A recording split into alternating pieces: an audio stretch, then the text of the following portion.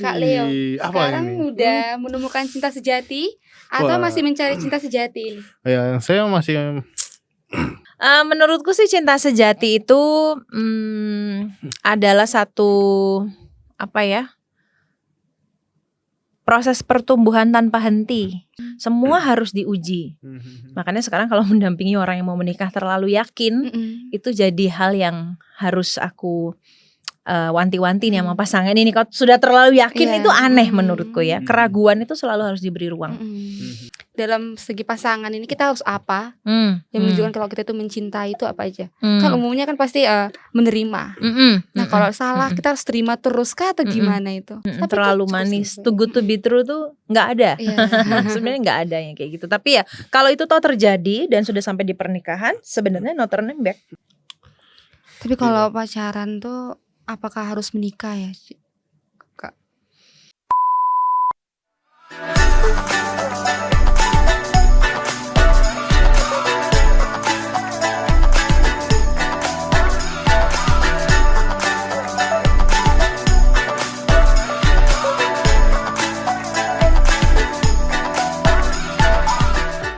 Halo semuanya, welcome back to Pak Coy Podcast GKI Coyudan.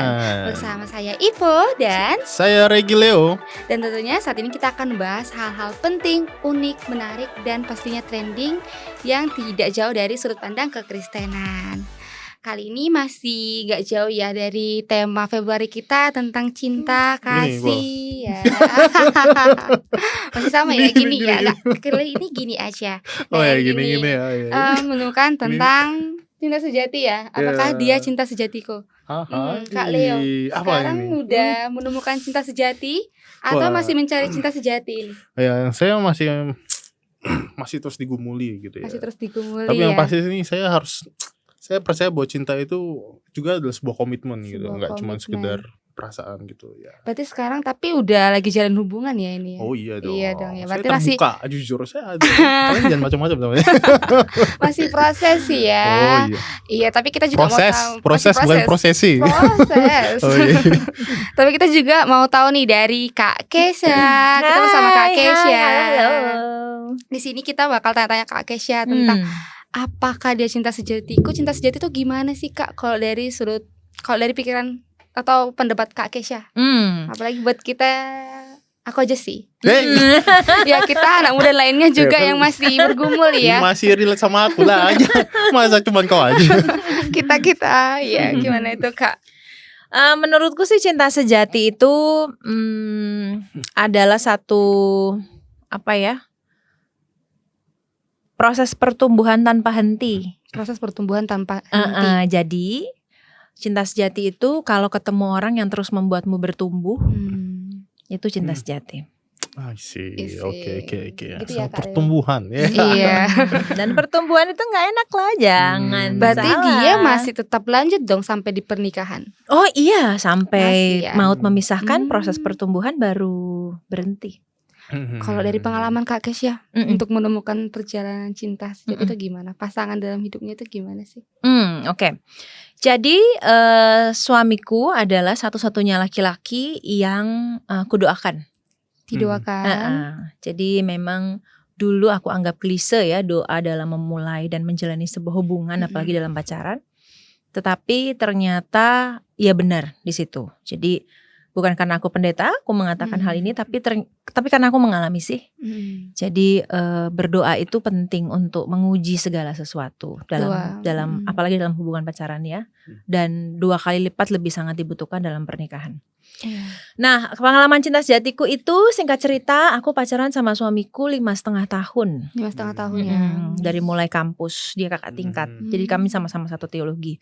Tapi yang menarik adalah sebelum aku bertemu dengannya, aku mengalami fase doa yang berat dengan Tuhan karena pada waktu itu sedang patah hati.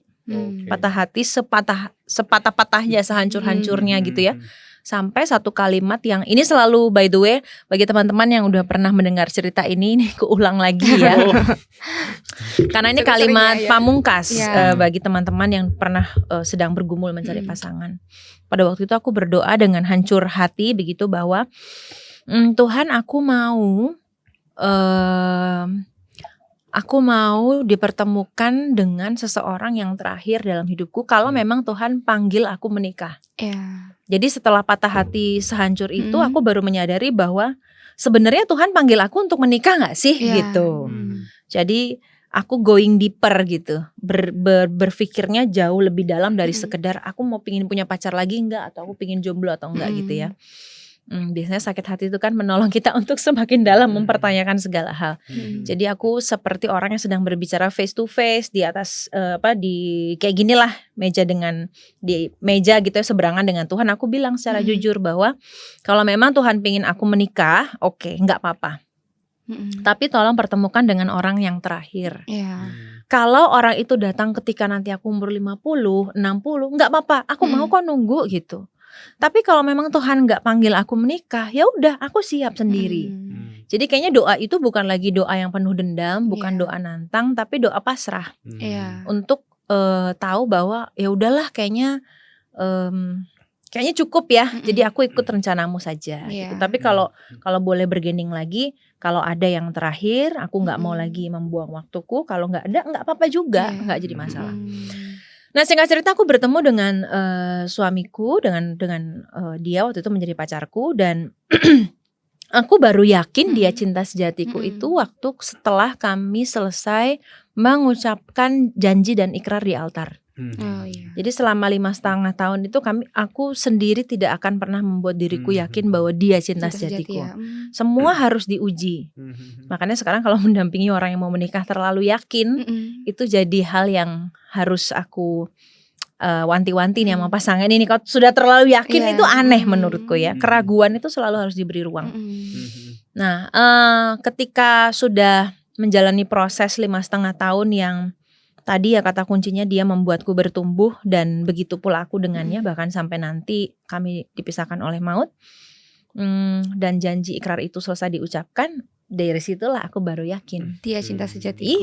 Iya. Setelah yakin ya no turning back. Gitu. Tapi ini kan kita mendoakan pasangan kita ya. Salah nggak kita punya pasangan tapi kita juga berdoa sama Tuhan buat dipertemukan sama pasangan yang sesuai sama Tuhan? Oh enggak dong, bagus dong. Gimana? Coba ini lagi gimana pertanyaannya? Kau bayangkan aku Tuhan. Aku punya pasangan nih, tapi aku masih ragu sama dia. Tapi kita ya senang aja. Tapi aku minta nih sama Tuhan. Ya bagaimana? Aku mau dipertemukan sama laki-laki orang yang sesungguhnya. Bisa dia, bisa bukan. Oke. Salah nggak ya? Menurutku enggak ya. Menurutku enggak ada yang salah dalam doa kalau itu jujur. Berarti itu ya kamu sudah maksudnya terbuka, ada ruang untuk bahwa ragu. Bisa jadi tuh dia bukan gitu kan. Bisa jadi iya, bisa jadi bukan gitu kan. Bisa jadi yang kamu bilang ini cinta sejatiku itu ternyata ya cowok yang itu gitu kan. Bisa. Semua kemungkinan kan masih ada. Iya kan? Betul. Iya sih ya. Betul. Jadi kan ngomong cinta sejati dari pengalaman juga Kak Kesha kan. Kalau Alkitab sendiri gimana Kak pandangan Alkitab soal cinta sejati itu sendiri? Oke. Aku langsung terpikir soal Yusuf dan Maria ya, soal cinta sejati itu. Tentu ada banyak pasangan di dalam Alkitab yang juga dapat dikategorikan sebagai cinta sejati dalam kelemahan mereka masing-masing gitu ya.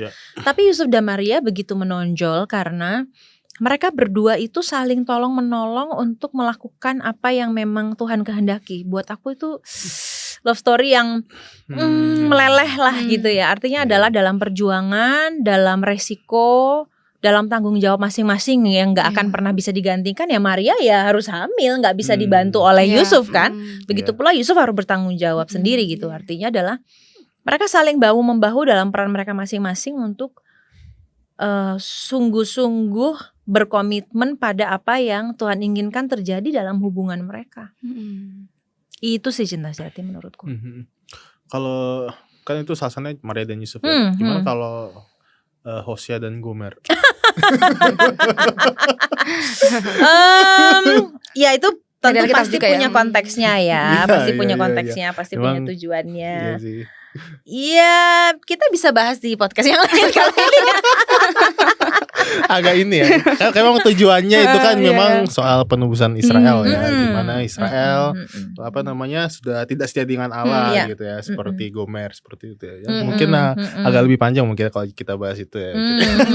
Tapi kalau dari situ sih aku juga jadi belajar ya bahwa ternyata mencintai itu memang satu hal yang akan membuat kita terluka seperti Hosea mencintai Gomer. Mencintai itu dalam konteks ini ya Hosea dan Gomer itu membuat Hosea jadi belajar cinta Tuhan, ya kan? Yang menerima sih. Kelemahan, mengampuni itu nggak mudah loh. Jadi jangan bayangkan cinta sejati itu hanya love bombing kayak gitu-gitu, tapi di Alkitab justru banyak sekali yang mau mengatakan cinta itu ya harus sampai terluka. Kalau nggak sampai terluka ya itu bukan cinta ya, tapi bukan jangan melukai diri juga ya. Tapi itu salah satu cara mengujinya gitu. Betul. Gitu. Tapi kok tahu ini ya? Hosea dan Gomer tahu ceritanya ya? Tahu ya. Kita juga bahas. Oh iya. Tadi ya. Kita ngomong Hosea Gomer nggak tahu. Masih aku juga dikenain ya. Enggak lupa. Berarti dari cinta itu kan cinta-cinta. Tapi bentuk cinta yang dari Alkitab itu contoh-contohnya itu apa aja sih? Seperti kayak cinta itu gimana sih dalam segi pasangan ini kita harus apa? Yang menunjukkan kalau kita itu mencintai itu apa aja? Kan umumnya kan pasti menerima. Nah kalau salah kita harus terima terus kah atau gimana itu? Oke. Jadi mencintai dalam konteks pernikahan itu menjadi salah satu gambaran dari cinta Tuhan. Tuhan digambarkan sebagai mempelai laki-laki yang selalu mau menerima kita umat berdosa, mempelai perempuan yang kerap kali berselingkuh, kan gitu ya. Jadi cinta itu digambarkan dalam penerimaan yang dalam konteksnya ini bukan menerima kesalahannya, tapi menerima orang yang telah bersalah. Menerima orang yang telah bersalah. Iya, jadi kesalahannya nggak bisa diterima, tetapi orangnya akan selalu diterima. Dengan cara apa? Ya penebusan. Kalau dari Tuhan ya. Dalam cinta sejati konteks manusia apa? Ya pengampunan. Ya menerima bahwa dia memang nggak sempurna gitu. Ya menerima bahwa sekalipun dia berbuat salah, tapi aku tetap memutuskan secara sadar untuk mencintainya dalam semua kelemahannya. Itu kayaknya bukan hanya sekedar menerima gitu ya, tapi ada sesuatu yang sangat dalam dari itu. Menerima, mengampuni, mengasihi, dan salah satu hal yang penting juga adalah soal kesetiaan. Gitu. Gitu ya. Berat ya? Berat ya tentang cinta ini ya. Kalau soalnya mungkin udah terpapar dengan ini drakor kayaknya juga. Semuanya indah. Enggak juga sih. Aku malah lebih ke takut sih. Aku tuh nggak membayangkan cinta itu seindah itu, guys. Enggak. Udah lebih realistis pandangannya. Iya, bagus. Apalagi saat kita tuh harus mau ribetin atau dia harus tahu semua tentang kita itu kan kayak apa sih gitu ya. Cuman ya makanya aku untuk memulai hubungan sama orang pun mikirnya tuh agak lama. Untuk bukan hati sama orang pun mikirnya agak lama kayak mau nggak ya dia tuh aku siap nggak ya nerima dia. Bisa jadi dia siap nerima aku tapi aku sendiri tuh masih egois ya kayak karena aku nggak mau ya kalau kamu mencintai aku ya udah kamu aja, kenapa aku harus mencintai kamu. Kadang itu sering juga di aku ya. Dan kita tuh apakah emang haruskah kita membalaskan cinta orang? Membalaskan tuh konteksnya gimana? Semisal kayak kita ya seorang pria nih mengakui dia cinta sama kita dan dia tuh mau menerima kita, tapi kalau kita yang kadang kan ada rasa percaya diri kita yang kurang ya, kayak kita merasa aku nggak sebaik itu untuk dicintai, itu aku merasa nggak pantas ya, gitu ya. Jadi kita tuh untuk berusaha menolak itu atau supaya lebih jelas kita role play dulu. Cuma itu sering loh untuk anak muda zaman sekarang tuh kan makanya banyak yang dibilang hubungan tanpa status tuh kan karena gitu ya sebenarnya, takut komitmennya. Gitu loh Bang Leo. Itulah hubungan tanpa status. Ya menurutku itu bukan salah atau benar sih, tapi yang aku bisa bilang pertama, prosesmu untuk terus-menerus bertanya, terus-menerus mempertimbangkan, menurutku itu salah satu jalan menuju cinta sejati. Jadi cinta sejati itu memang gak mudah. Kalau sangat mudah, sangat gampang, itu menurutku bukan cinta sejati, nggak worth it ya. Yang kedua, kalau kamu memang punya kesadaran itu, maka sebenarnya orang ini tanpa dia sadar menolongmu untuk membuatmu mengenal dirimu sendiri. Kenapa ya kok aku merasa nggak pantas untuk dicintai? Apa yang terjadi dalam diriku sampai aku begitu gitu. Nah, kalau dia bisa menolongmu atau bisa menemanimu at least, karena itu tanggung jawab pribadi masing-masing ya. Untuk mengetahui jauh lebih dalam dan mengenali dirimu sendiri, menurutku itu salah satu checklist yang baik dari calon suami atau istri yang menolong kita untuk mengenali diri kita sendiri, bersabar dengan kita untuk mengenali diri sendiri, begitu pula kita dengan dia. Gitu. Tadi aku mau tanya apa sih tadi? Soal apa tadi ya? Soal gampang-gampang gitu. Itu bisa jadi nggak misalnya nih kita merasa kita lagi bergumul nih, tapi terlalu kayak gampang banget gitu jalannya, kayak pergumulan pacarannya itu kayak gampang banget gitu. Itu kan itu bisa jadi kayak misalnya semuanya itu kayak indah-indah gitu loh. Itu apa bisa jadi gini ya, kayak salah satunya gitu. Itu tuh kayak masih menutupi kelemahannya supaya bisa jadi gitu. Jadi ketika di pernikahan tuh baru terbuka semua. Jadinya belajar lagi gitu, baru tahu kelemahan dia ternyata A B C gitu. Jadi kelihatannya pas pacaran tuh kayak gampang gitu ya. Semuanya kayak bagus-bagus aja kok gitu ya. Tapi terlalu manis, too good to be true tuh nggak ada. Sebenarnya nggak ada yang kayak gitu. Tapi ya kalau itu toh terjadi dan sudah sampai di pernikahan, sebenarnya no turning back. Kalau memang misalnya baru belajar di pernikahan meskipun itu sudah sangat terlambat, just do it. Ya lakukan aja, ya telan aja, ya berproses lah di situ gitu. Kalau sudah masuk dalam pernikahan lo ya. Berarti sebenarnya lamanya orang pacaran ini idealnya mungkin ada, kalau idealnya berapa ya?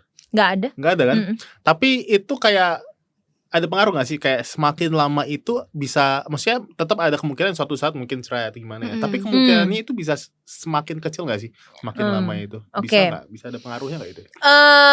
Antara ya dan tidak ya. Kalau sudah sangat panjang dari segi waktu, let's say 7, 8, hampir 10 misalnya, tapi hubungannya nggak berkualitas, ya sama aja sebenarnya. Atau kalau misalnya jangan juga hitungan bulanan ya, meskipun ada, tapi kalau misalnya setahun lah minimal gitu, tapi hubungannya berkualitas, luka-luka batinnya sudah dibuka, pola pengasuhannya dibicarakan, bagaimana prinsip keuangan, bagaimana ini yang sudah pacaran menuju ke pernikahan ya, nanti seksualitasnya bagaimana misalnya gitu, kesepakatan dasar itu sudah dibuka dan baik dan punya support system yang baik sih, itu baik gitu. Kalau misalnya ngomong seksualitas itu lebih ke apa ya? Harus ngomongnya bertiga gitu atau berdua gitu, ngomong kayak bertiga gitu? dengan maksudnya? Jadi kayak misalnya sama yang pembina konselornya, konselor gitu. Oh boleh bertiga, lalu boleh diskusi berdua dulu tentang hal-hal yang mau ditanyakan, boleh juga. Tergantung arahnya mau kemana. Itu kan maksudnya seksualitas masih seperti apa sih contohnya? Misalnya apakah dalam hidup masing-masing pernah mengalami pelecehan seksual, ada trauma-trauma seksual, atau apakah kalau ini sudah konsepnya sudah dewasa ya gitu, apakah pernah jatuh dalam dosa seksual, lalu bagaimana, apakah pasangannya bisa menerima dan dia juga sudah mengalami masa pemulihan. Sebenarnya seksualitas seperti apa sih yang pingin diciptakan dalam hubungan rumah tangga, kayak gitu-gitu sih. Gitu ya, harus terbuka dengan pertanyaan seperti itu juga. Bahkan sampai detail kepada mimpi malam pertama tuh apa misalnya gitu. Karena nggak semua orang mudah melakukan hubungan itu tuh, nggak semua orang gitu. Nah, siap nggak di situ? Kalau misalnya nggak punya anak gimana? Kalau misalnya mandul salah satu gimana? Gitu. Soalnya kan gini-gini kan, pertanyaan seperti ini kan kadang tabu ya di masyarakat kita. Gitu-gitu kayak dihindari. Yang penting ya suka-suka wis nikah. Itu mungkin salah satu yang nambah presentasi perceraian. Padahal itu ngaruh juga ya nanti di pernikahan ya. Sangat. Makanya kalau sudah pacaran tahap yang dewasa, meskipun aduh kok belum mikir menikah, nggak apa-apa. Artinya adalah mau pacaran dewasa enggak gitu ya. Buka luka batinnya. Jadi dirimu sendiri. Biarkan dia mengenali sisi asli dirimu sendiri. biarkan kamu juga bebas menjadi dirimu sendiri gitu. Meskipun nanti dalam pernikahan juga baru kelihatan aslinya, tapi jadi diri sendiri deh. Iya. Gitu. Itu akan sangat menolong. Memang tidak menjamin, tapi itu akan sangat menolong. Gitu. Tapi kalau pacaran tuh apakah harus menikah ya, Kak? Idealnya memang iya. Idealnya. Karena kan itu adalah tujuan. Kalau pacarannya nggak tujuannya untuk menikah, jadi untuk berteman aja lah kau. Masalahnya sekarang itu memang agak-agak ini ya, agak konvensional. Saya memang sangat orang konvensional. Artinya pacaran ya menikah gitu, ngapain lagi gitu ya. Bukan masalah berhubungan ya bukan, tapi banyak sekarang kebalik kan logikanya. Nggak mau menikah, oke. Tapi pacaran seperti orang menikah. Gimana gitu loh. Gimana sih? Ngerti gak sih? Ini dua konsep yang berbeda gitu loh. Jangan disatuin hanya karena nggak pingin rap. Ya jangan berelasi kalau gitu, Malih gitu ya. Jangan berelasi, Malih. Kayaknya itu bukan konsep yang konvensional. Kayaknya yang ideal tuh seperti itu sih. Memang mempersiapkan pacaran untuk menikah, ngabisin waktu kan sayang juga ya. Memang. Makanya kalau pacaran nggak menikah ya itu bukan nggak ideal lah itu. Iya, apalagi sudah berlaku seperti orang menikah. Oh my god. Maksudnya apa sih yang dicari gitu? Apa gitu loh. Hati-hati lah yang cewek-cewek ini. Hati-hati yang cowok-cowok juga. Iya sih. Kadang maksudnya aku ini melihat sisi cowok itu kan kadang kan gitu kan. Apa sih istilah itu kayak grooming gitu. Iya. Panggil akhirnya tiba-tiba di kos apa gimana. Menurutku yang inisiatornya rata-rata cowok gitu loh, rata-rata ya. Iya. Gitu, Iya sih. Untuk menemukan pasangan kita ini itu Tuhan yang milih atau harus kita sih yang menentukan dia itu cinta sejati kita? Kayak tadi kan Kak Kesha bilang di situ, aku bilang mulai memutuskan dia itu cinta sejati aku. Itu dari Tuhan yang kasih pilih apa kita sih? Dua-duanya ya. Dua-duanya, aku yakin dua-duanya karena Tuhan tidak menciptakan kita menjadi manusia yang malas ya. Dalam perjalanan hidup kita, dia akan mendekatkan kita dengan pilihan, tapi dia akan memberikan kita kepekaan untuk sungguh-sungguh melihat dan memilih mana yang sebenarnya dipilih oleh Tuhan. Gitu. Jadi dua-duanya harus sinambung gitu, supaya tidak terjadi pendapat-pendapat yang menyalahkan Tuhan karena pasangannya ini dan itu gitu ya. Ya gimana ya gitu ya. Artinya ya bertanggung jawablah pada prosesmu, pada pilihanmu, dan selama belum masuk pernikahan ya diuji dong gitu loh. Gitu. Ada nggak kayak indikatornya gitu, kayak ini dari Tuhan gitu, ada indikator? Ada gitu. Kalau itu ya ada. Kalau dalam pengalamanku yang pertama tadi ya konsisten, aku akan mengatakan dia menolongku untuk bertumbuh menjadi jauh lebih baik. Dia menolongku untuk mengenali diriku sendiri. Tanpa dia sadari, entah dia sengaja atau tidak. Dan dia menolongku untuk, yang paling penting di atas semua itu adalah menanggapi panggilan Tuhan dalam hidupku. Gitu. Itu 3 kunci yang dalam pacaran aku alami dan dalam pernikahan aku perjuangkan. Gitu. Gitu. Oke. Mengerti ya. Jadi jangan sampai dalam pacaran itu kita mengambil keputusan hanya untuk orang lain. Itu menjadi salah satu indikator untuk pasangan kita. Itu menjadi salah satu indikator. Dalam konteks nih, harus kasih contoh nih, kalau kayak gini kan bingung ya orang ya. Dalam pacaran kami 5,5 tahun itu dia tidak pernah melarangku menjadi seorang calon pendeta perempuan. Itu indikator paling penting menurutku bahwa dia adalah cinta sejatiku. Artinya siap putus ya kalau misalnya nggak jadi nih. Maksudnya kalau memang ada hal-hal yang berat dalam sistem ya udah putus aja. Yang penting dua-duanya tetap setia pada panggilan yang sejak semula memang sudah diperjuangkan. Gitu. Jangan dari orang lain. Berarti misal kayak dia mau nikah tuh hanya karena ngejar usia pasangannya, itu juga nggak boleh dong ya. Baiknya. Ya idealnya memang nggak gitu. Tapi kalau toh ada kombinasi dari itu, tapi dia juga sungguh-sungguh yakin bahwa oke, kayaknya aku sudah siap, ya nggak apa-apa juga. Tapi jangan murni hanya karena orang lain. Benar-benar harus kenalin diri sendiri dulu ya. Oh ya, itu kunci penting. Karena di pernikahan pun proses Masih pengenalan panjang diri banget tuh ya. nggak berhenti loh, Mm-mm. gitu. Belum lagi perubahan ketika punya anak dan lain sebagainya, Iya, ketemu betul. keluarga gitu ya. Betul. Beda-beda tambahan-tambahan peran itu kan membuat pernikahan menjadi lebih kompleks. Iya. Itu kan tadi dari Tuhan ya, berarti ya. Tuhan dan diri kita sendiri juga ya. Berarti kalau kayak gitu nih, misal ada perceraian, apakah berarti pasangan yang kita pilih atau pasangan yang sudah Tuhan pilihkan buat kita itu bukan cinta sejati kita dong? Nah, itulah sebenarnya pernyataan yang sangat aku hindari. Menyalahkan dalam tanda kutip menyalahkan Tuhan gitu ya. Padahal secara manusiawi dia tidak bertanggung jawab untuk mengelola masa pacarannya dengan dewasa gitu. Apakah itu bisa terjadi? Bisa, sangat bisa terjadi. Tapi apakah itu bisa dihindari? Bisa juga ya. Jadi kuncinya ya bagaimana sebelum pernikahan itu dua orang sungguh-sungguh berproses dengan jujur, dengan menjadi dirinya sendiri. Kalau itu bisa sangat dihindari, sangat bisa dihindari. Gitu. Iya ya, karena kan begitu kita menikah ya jangan selalu menyalahkan Tuhan ya. Iya dong. Alasan-alasannya itu bisa jadi karena komunikasinya atau saling kurang mengerti lagi, udah beda tujuan atau beda nilai pandangan mereka, bisa juga dari keluarga atau tekanan ekonominya juga ya. Tapi ya tetap aja yang salahkan bukan Tuhan. Iya dong. Tetap aja harus tanggung jawab ya sama diri sendiri. Iya, cari cara. Tuhan kasih ribuan cara untuk sungguh-sungguh mencari pertolongan untuk bertahan. Sangat banyak. Ya lakukan tanggung jawab itu. Gitu.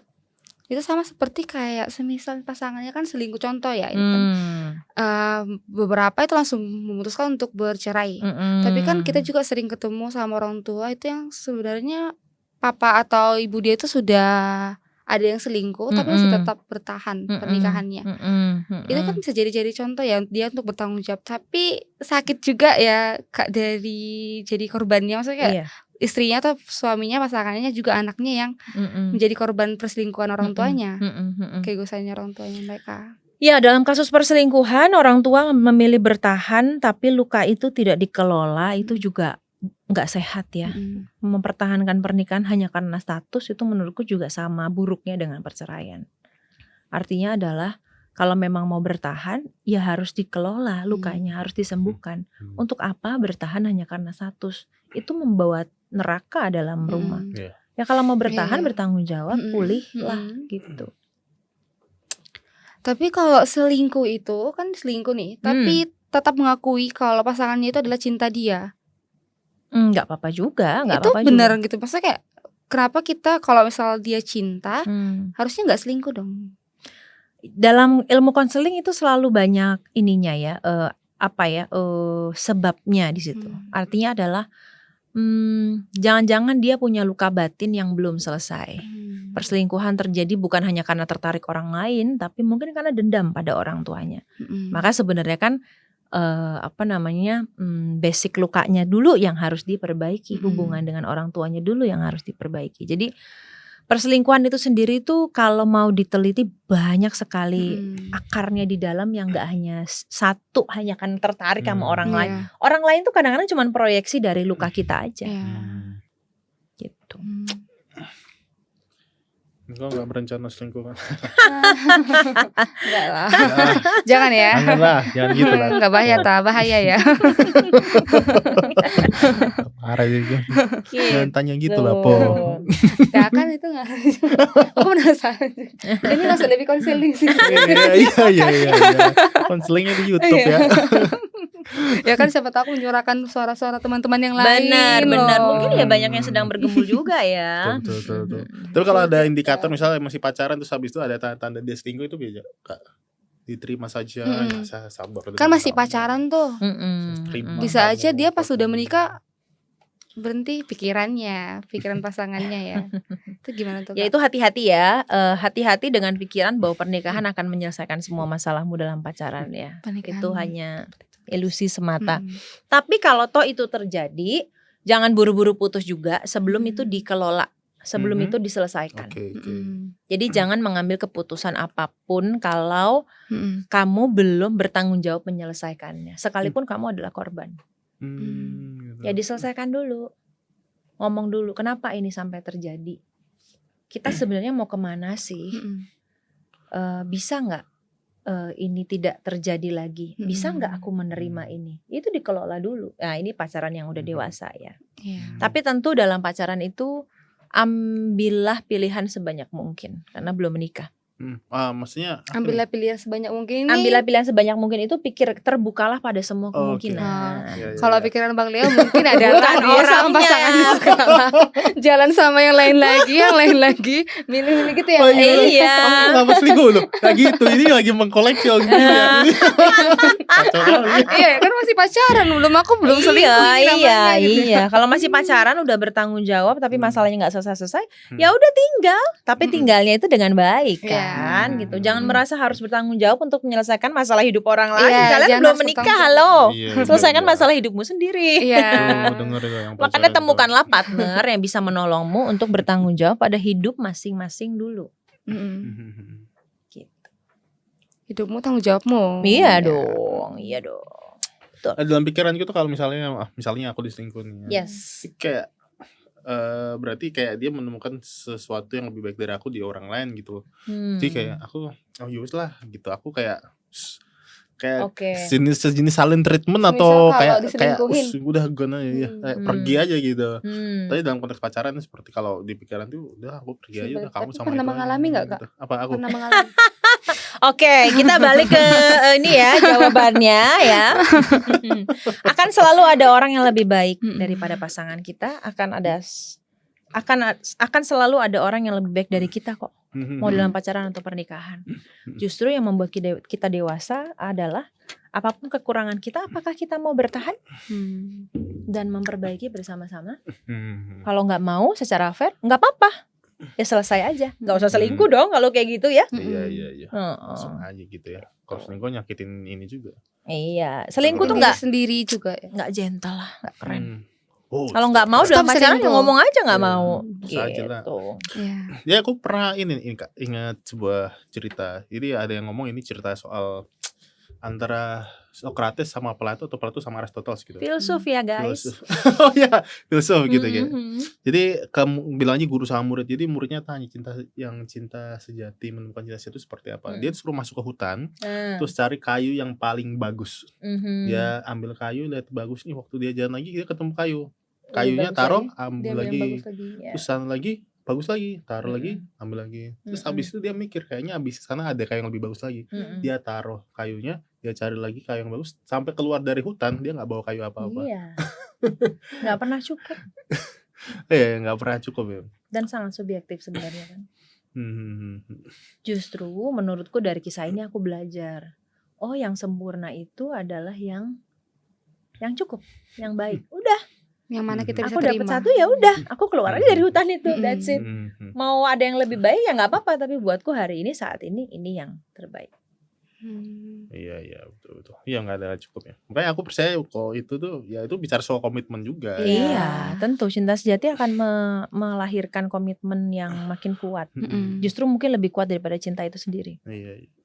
Makanya ada orang yang terlalu bergantung dengan perasaan gitu. Cinta itu, wah aku udah gak ngerasain cinta lagi sama kamu, udah aku sama orang lain gitu. Ada kayak gitu. Cuma gara-gara itu ngerasa sama orang lain lebih enak, habis itu pisah. Habis itu cerai. Dalam pernikahan nanti ada rasa bosan loh. Pacaran pun ada rasa bosan. Iya. Betul. Cuman kasih waktu aja pasti ya, sambil dikomunikasikan lagi sih. Kasih waktu, kelola, lalu gali lagi.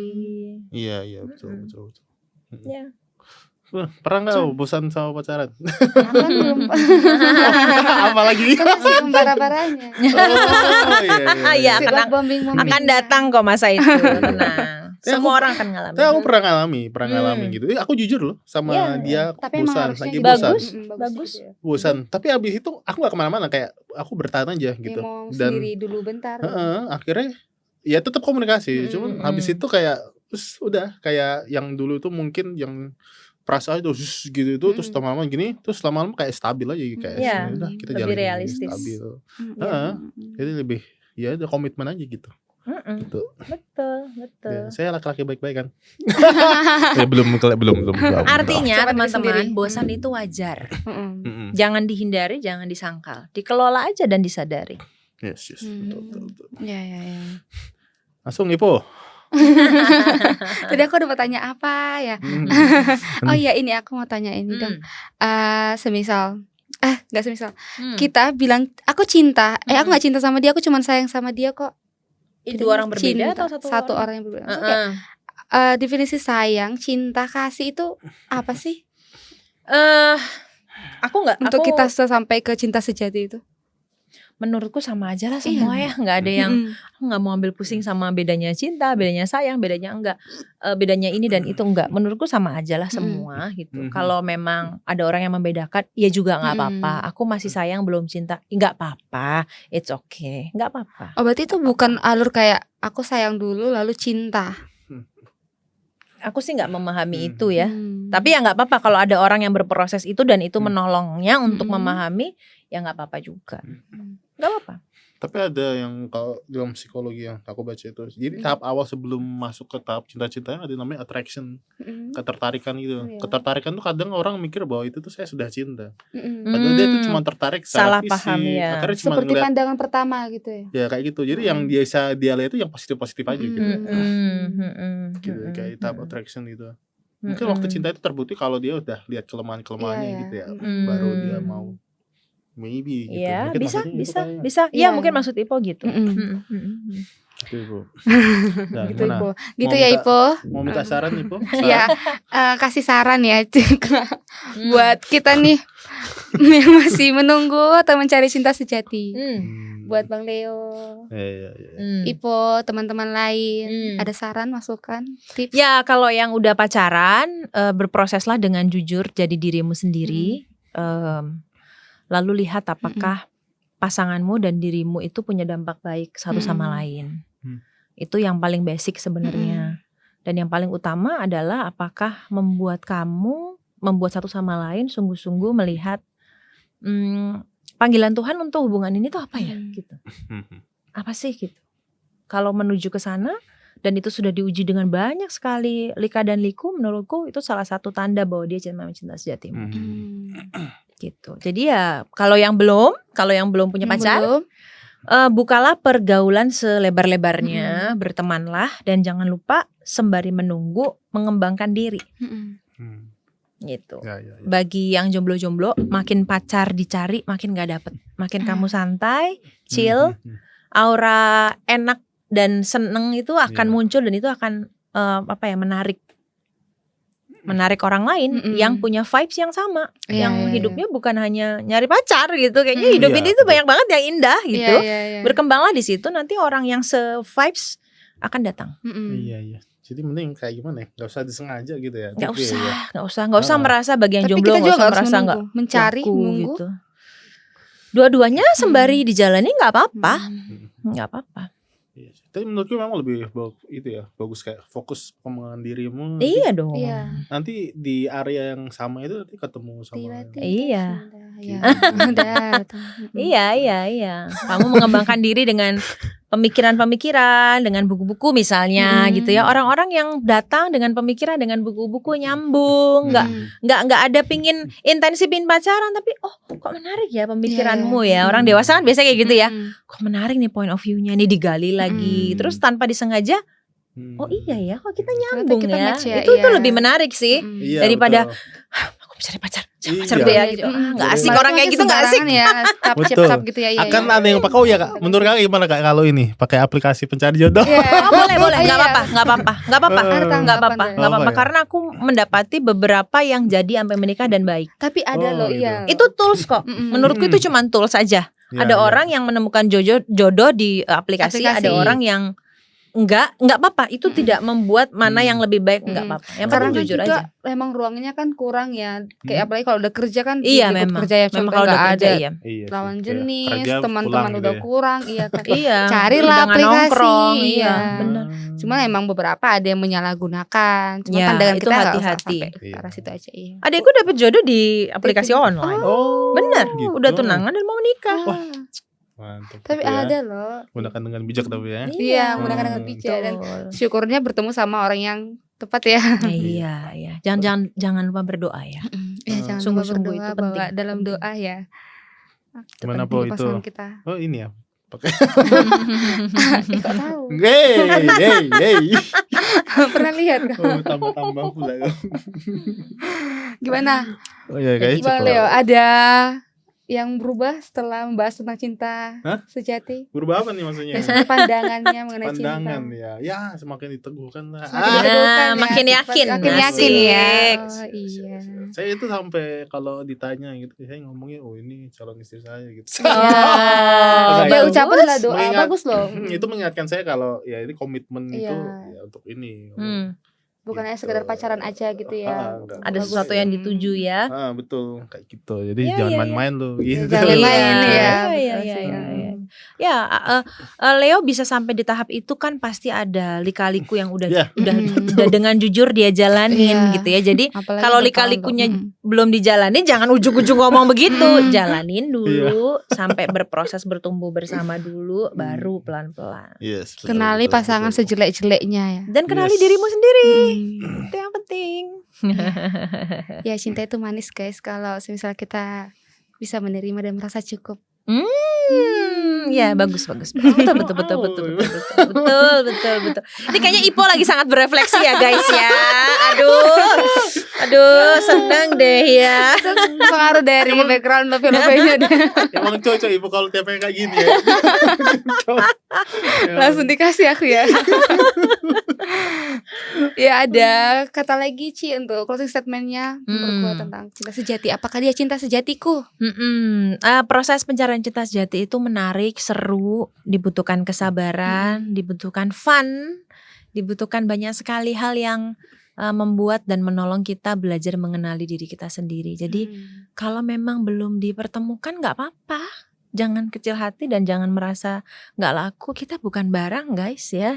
Jadi tunggu saja, lakukan apa yang terbaik hari ini. Dan yakin aja kalau orang baik ketemu sama orang baik gitu ya. Selamat berproses teruslah pokoknya. Smart. Ya jangan lupa imannya diperkuat juga ya guys. Iya dong, harus. Ya teman-teman yang lain yang punya pengalaman kita juga berbuka loh untuk isi di kolom komentar pengalaman kalian mencari cinta sejati atau dalam proses mencari cinta sejati boleh diisi kolom komentarnya. Sekian ada lagi Kak Leo. Ya cukup ya. Tanya saya kayak saya narasumber gitu. Padahal saya host juga. Iya maksud aku siapa tahu kamu ada mau memberikan apa. Aman. Sip. Seru ya hari ini ya. Seru sekali. Ya sekian Pak Coy episode hari ini. Sampai jumpa dengan saya Ipo, Leo. Sampai jumpa di podcast selanjutnya. Kami pamit undur diri. Bye.